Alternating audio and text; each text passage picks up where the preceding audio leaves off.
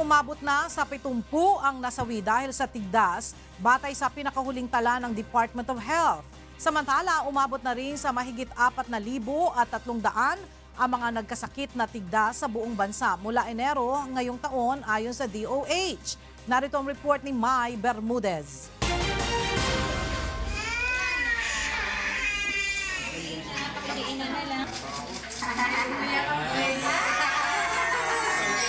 Mula nang mabalitaan ni Aling Chona na may measles outbreak sa buong Pilipinas, matinding pangamba ang kanyang naramdaman para sa kanyang mga anak. Kaya kasamang 9 na buwang sanggol ay nagtungo sa isang health center sa Payatas, Quezon City, si Aling Chona para pabakunahan ang anak. Talagang nag-aalala po talaga ako sa mga anak ko kasi 3 yung anak ko eh.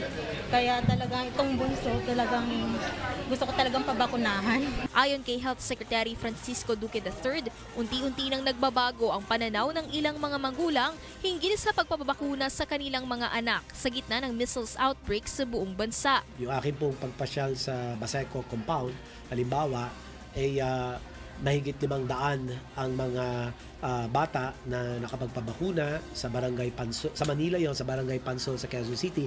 Mula Enero, pumalo na sa higit 4,300 ang kaso ng tigdas sa buong bansa kung saan 70 na ang nasawi.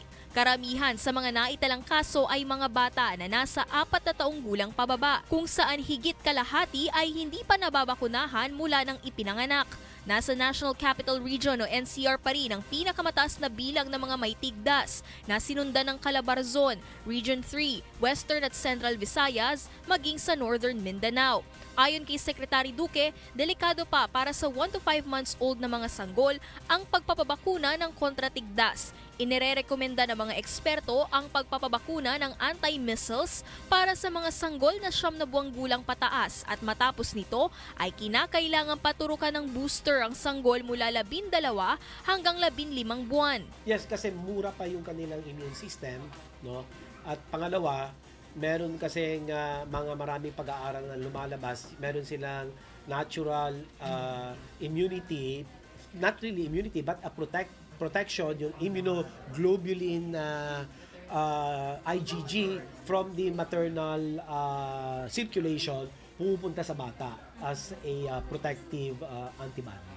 Yun lang ang solution natin. Isolation lang talaga kung meron na. And let the body take care of its own. Ayon sa DOH, sapat pa sa ngayon ang vaccine supply ng bansa. Kaya't sa panahon ng outbreak ay pinapaalalahanan nito ang mga magulang na huwag nang mag-atubiling dalhin sa mga health center ang kanilang mga anak upang huwag mahawa ng sakit kapag may outbreak. Mai Bermudez, UNTV News and Rescue, Quezon City. Nasabat ng mga tauhan ng Bureau of Customs sa NAIA ang mahigit 13 kilong shabu na itinago sa mga car muffler. Mula sa Pasay City, nasa linya ng ating komunikasyon si Nel Marie Buhok para sa detalye ng balita. Magandang tanghali, Nel.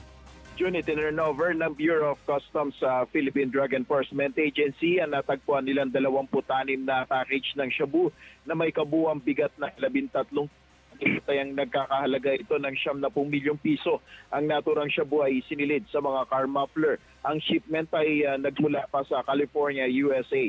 Natuklasan ito ng NAIA Customs matapos ang isinagawang physical examination ng naturang shipment sa DHL warehouse. Hindi na tinukoy kung sino ang consignee, ngunit sa kasalukuyan ay nakahanda na ang mga reklamong ihahain laban sa consignee ng kargamento na naglalaman ng shabu. June?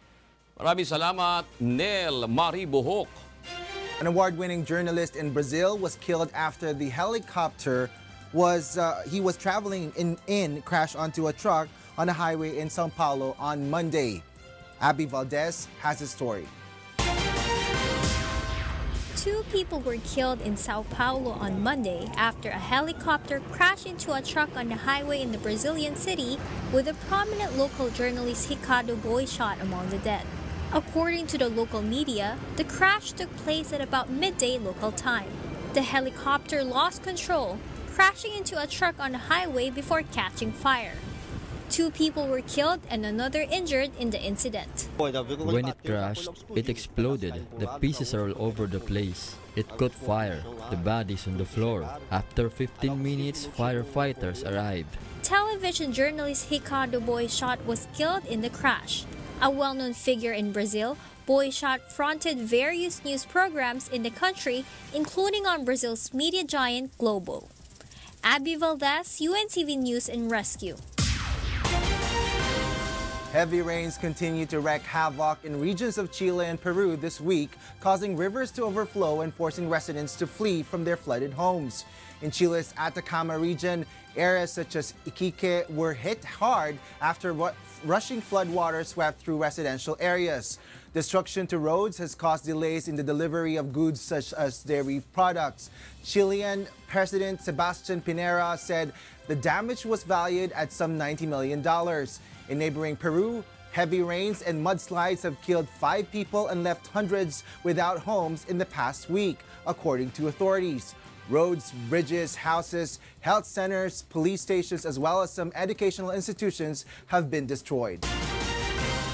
The refugee Bahraini footballer Hakeem Al Araibi returns to Melbourne, Australia after extradition case has been dropped.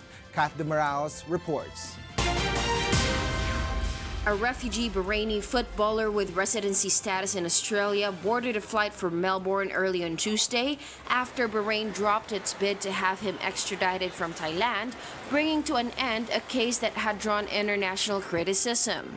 Hakeem Al Araibi, 25, who fled Bahrain in 2014 and received refugee status in Australia, was arrested in November last year at Bangkok Suvarnabhumi Airport while on a honeymoon trip, following an Interpol notice issued at the Gulf state's request. Araibi has lived in Australia since 2014 and plays there for a local soccer club. The detention of Araibi, who appeared with his feet in shackles at a court hearing last week, drew international criticism, with Australian authorities and fellow footballers urging Thailand to release him. So I think the Thai government changed their mind for a couple of reasons. The first is the international support that's been shown. As I said, from FIFA, from the Olympic Committee, and from the international community. I think the Thai government has realised that to do the right thing and to abide by international law, to abide by the principle of non-refoulement, and to really ensure that Hakeem, is not being sent back to any danger and can return to a country that has already provided him with protection. Araibi had said he faced torture if returned to Bahrain. A Bahrain government spokesman declined to give details when asked who had ordered a halt to the legal proceedings. However, authorities in Bahrain, which has accused Araibi of crimes committed during the Arab Spring protests of 2011, also reaffirmed their right to pursue legal actions against him. In a statement, Bahrain's foreign ministry said it had noted the halt of legal proceedings and the verdict against the footballer remained in place. Araibi was convicted of vandalizing a police station during the 2011 anti-government protests in Bahrain and sentenced in absentia after he fled. Kat de Moraes, UNTV News and Rescue. Thousands of dogs compete for Westminster Dog Show title in New York. Marie Peñaranda has the story. The annual Westminster Kennel Club Dog Show opened in New York on Monday, with nearly 3,000 competitors vying for an array of trophies, including Best in Show, the most prestigious title in the rarefied world of pedigree dog breeding. This year's two-day event draws challengers from all 50 U.S. states and 14 other countries, including Russia, Mexico, Brazil, Canada, and Japan. At the 143rd Annual Westminster Kennel Club Dog Show, held at the Madison Square Garden. It is the second oldest U.S. sporting event, behind only the Kentucky Derby horse race. The Westminster Kennel Club was established in 1877 before the invention of the light bulb and the automobile, according to the organization. This year, some 2,800 dogs are set to compete, with the top dog picked as Best in Show on Tuesday. Competition features dogs from 203 breeds and varieties, including 2 new tongue-twisting additions: the Netherlands Kooikerhond, a small dog whose silky coat is white with auburn patches, and the Grand Bisset Griffon Vendean, a larger breed known for its short legs, long ears, and shaggy coat. He's an older dog, so even when we got him. So I always like to say, everyone says you can teach an old dog new tricks, but he kind of teaches us how he wants to do it. Dogs are divided into 7 groups: hounds, toys, non-sporting, herding, working, sporting, and terrier. The dogs that emerge victorious from each of the 7 groups then vie for the Best in Show trophy. The reason people come here year after year, and actually for 143 years, is a simple fact. They love dogs. It's all about love of dogs. And I don't think, other than cat people, there's no one who can really dispute that. Dogs are wonderful, and we love having them in our lives, and we celebrate that companionship. Marie Peñaranda, UNTV News and Rescue, USA.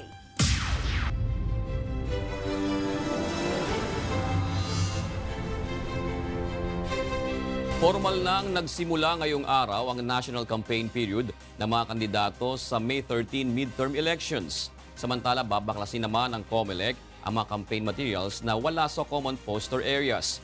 Mula sa Maynila, narito ang report ni Aiko Miguel, live. Magandang tanghali, Aiko. Yes, June, magandang tanghali. Nakatakdang magsagawa ng simultaneous na offline baklas ang Commission on Elections sa Biyernes kasama ang Department of Public Works and Highways at Metropolitan Manila Development Authority o MMDA. Tatanggalin ng COMELEC sa mga lugar ang mga campaign materials at tarpaulins ng mga kandidato na wala sa common poster area. Simula ngayong araw ng campaign period, bibigyan ng COMELEC ng notice ang mga kandidato na tanggalin ang mga ito sa loob ng 3 araw bago dumating ang Biyernes. Pinapayagan lang ng COMELEC na magpaskil ang mga kandidato sa common poster areas gaya ng sa palengke, sa plazas at sa barangay centers maging sa mga kahalin tulad nito. Bawal naman magpaskil ang mga kandidato sa puno, dingding ng isang pampublikong gusali at sa mga poste. Maaari lamang magtayo ng poster area ang mga kandidatong may kinabibilangang political parties na may sukat na 12 by 6 feet at sa mga independent candidates naman ang poster area na 4 by 6 feet. 2 by 3 feet lamang, June, ang sukat ng mga campaign posters at tarpaulins na pwedeng ipaskil ng mga kandidato. June, dahil formal lang nagsimula ang campaign period ngayong araw, maituturing na election offense sa isang kandidato kung lalabag ito o hindi ito susunod sa panuntunan ng COMELEC na baklasin o tanggalin ang kanilang campaign posters at materials na labag sa itinakdang sukat, yun nga yung 2 by 3 feet at wala sa common poster areas na pinahihintulutan ng Commission on Elections. Yan muna ang latest live. Balik sa iyo, June. Maraming salamat, Aiko Miguel.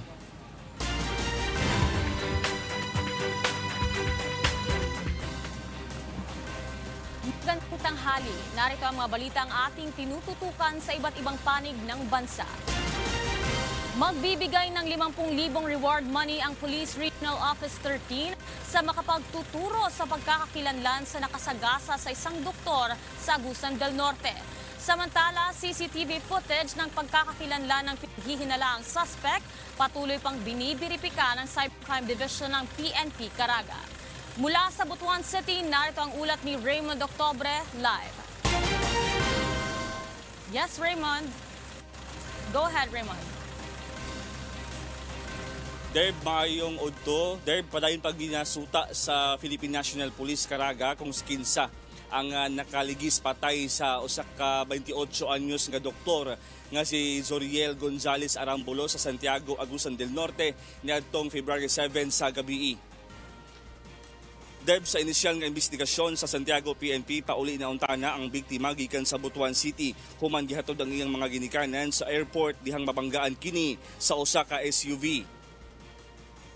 National highway yan eh. Pagbaba niya doon sa bus at doon nahagip siya ng sasakyan. Patay na doon mismo sa...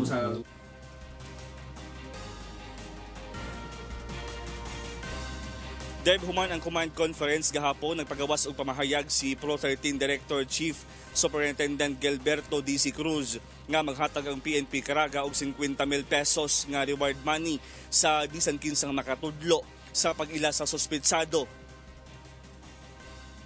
Ilang taon pinaaral yung doktora ng pamilya niya. Pagkatapos nag-volunteer pa dito na mag-serve sa Caraga. Pagkatapos yun lang nangyari sa niya. Parang na si RD Cruz na magbigay siya ng pabuya para merong mag-forward na witness o nakakaalam sa pangyayari para matapos na tong problema na to. Samtang ginatuki na karon sa Cybercrime Division sa PNP ang nakuha nga CCTV footage sa usa ka establishmento nga duol sa gihitabuan sa aksidente kung maubag yudto ang nakaligis kang Dr. Arambulo. Sumala sa Pro 13 kung galing mailhana ang suspitsado pinaagi sa CCTV footage kansang bawion na ang reward money. Bisag walay time frame, ginapaspasan na sa PNP ang investigasyon aron hingpit ng mahatagan og hustisya ang pagkamatay sa doktora. Ang unang kaso niya reckless imprudence resulting to homicide. At saka iba pang mga kaso na pwede nating i-file sa kanya.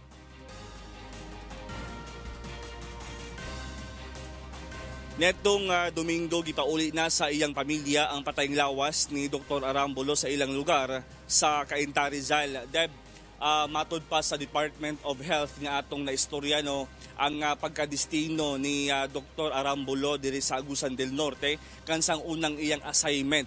No sukad nga niingkod kini o sukad nga naga-o-taking kini isip pa hingpit na nga doktor sa iyang kinabuhi.